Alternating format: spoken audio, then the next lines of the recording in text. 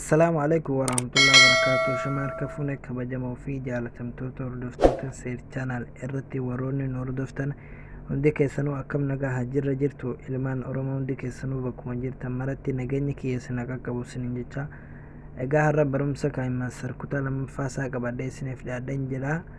Haala mallattoo subscribe maqaa chaanala keenyaatiin ittiin hojjetannu kan waliin ilaallu tahaa hanga xumura qophii kiyyaatti share like subscribe gochuun na waliin turan isiniin jedha.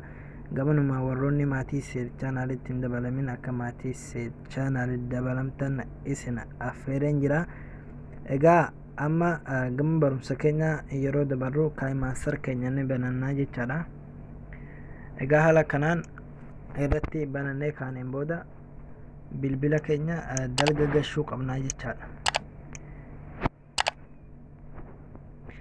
Bilbila keenya dalga gashuu qabnaa jechaadha.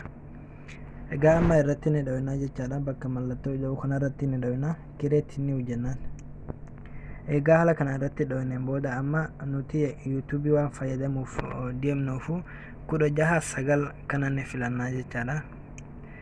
Egaa haala kana filattanii kaataniin booda amma immoo backgroundii ni filattanii achiin booda gurraacha kana egaa filattanii kaataniin booda giriinitti ni adoorrattanii jechaadha. Fakkeenyaaf egaa haala kanaan filattanii kaataniin booda raayit jettanii amma immoo laayira jettaniin laayira jettanii egaa kaataniin booda miidiyaa jettaniin miidiyaa jettanii egaa kaataniin booda amma immoo bakka mallattoo subscribe qabda san ni deemtanii jechaadha.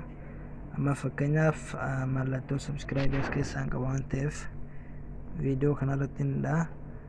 Achi booda bakka qabdanii ni filattanii jechaadha.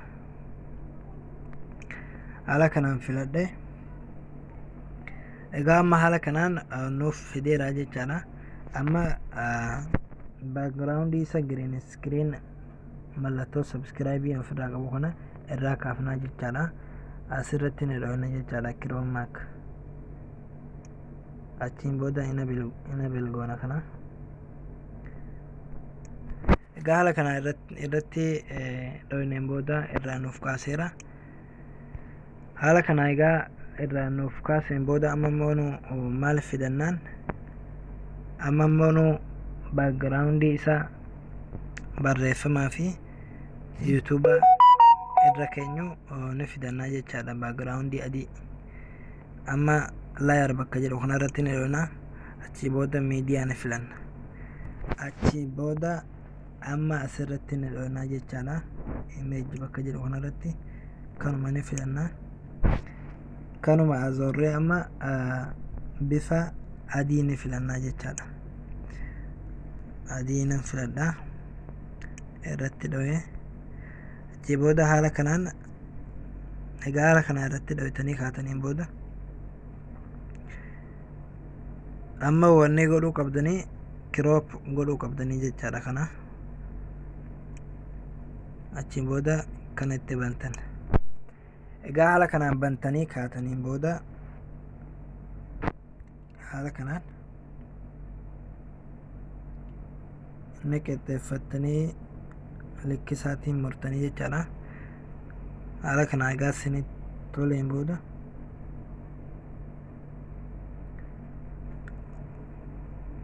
irratti ni dhawitanii jechaadha raayit kana. Haala kana egaa isiniif toleen booda ni qixxeeffattanii jechaadha. Amma immoo kana jalatti dabarsuu qabnaa jechaadha. Kuni maal ta'uu qaba? Adiin kuni background ta'uu qaba jechaadha. Amma saniifuu maal goona adiidhum kanarratti takkaa dhawine achiin booda bakka tuttuqaa sadii kanarratti ni dhawna jechaadha. Tuttuqaa sadii kanarratti egaa dhawinee kaaneen booda amma immoo wanni godhuu qabnu send to back jennaanii jechaadha. Jalatti dabarsineerra amma haala kanaan amma jala nu goreera. Egaa amma immoo ni sirreeffannaa jechaadha.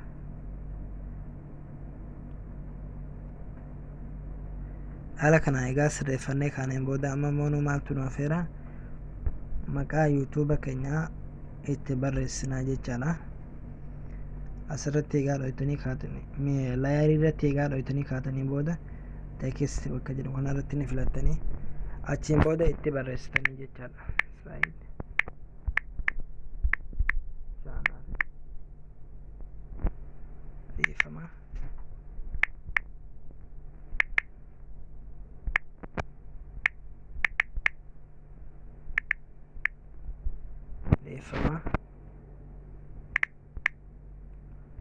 haala kanaan irratti ni barreessanii jechaadha. Achi booda okay jettanii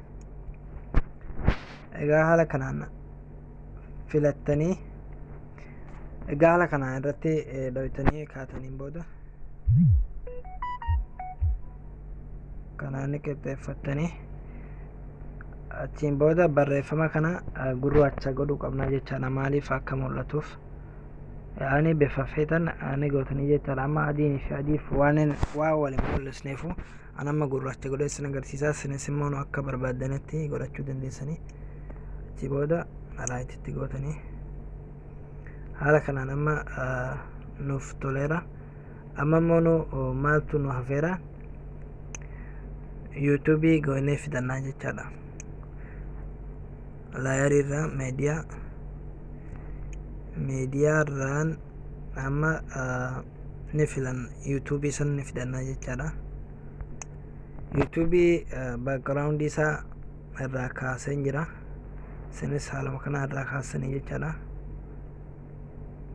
Jallisaas waan background isaa kunis waan adii ta'eefu rakkina qabu jechaadha. Dhugaa irraa kaasanii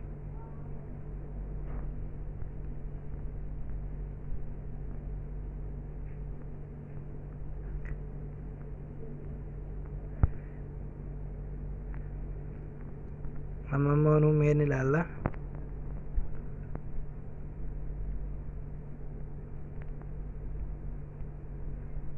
guutumaa isaa mallattoo subscribein qixxaahuu qabaa jechaadha.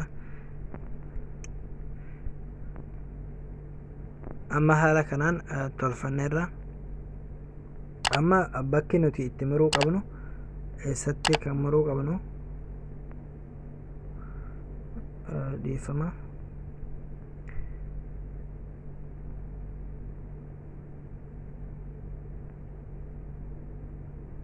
xiqqoo takka background isaa kana bakki waan nu jala hanqachuu jiruufu ni dheeressinaa jechaadha.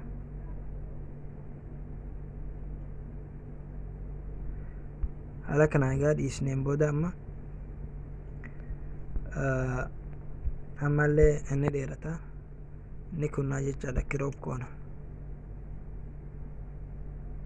kunoo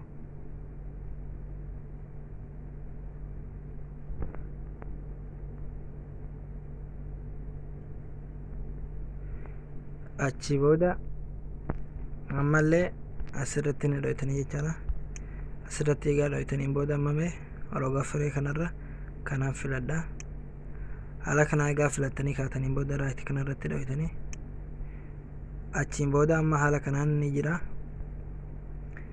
bakki nuti amma itti kutuu qabnu eessatti?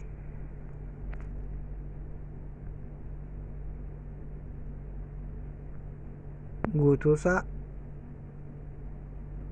haganatti qixxeessuu qabnaa jechaadha. fakkeenyaaf asirratti inni kunnaa jechaadha. guutuusaa hanganuma goona.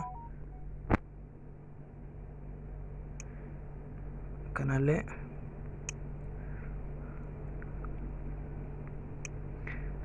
hanganuma irraa murra.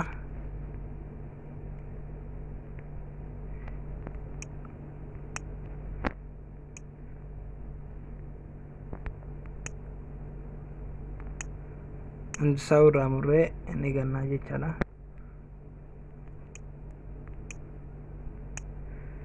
achi booda mee amma appilaayi goonee ilaalla.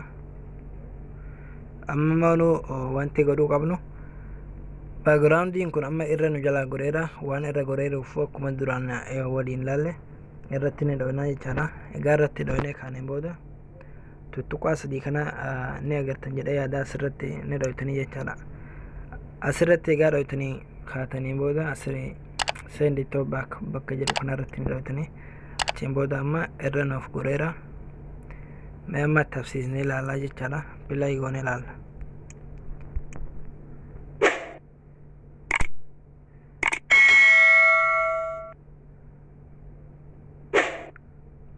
egaa amma haala kanaan bareechanneerraa jechaadha. Isinillee akka bareechatan kanarra akka tolfatan abdiin qaba. Asirraa akka baratan abdiin qaba. Waan hordoftaniif galatooma ulfaadhaa. Horaa bulaa.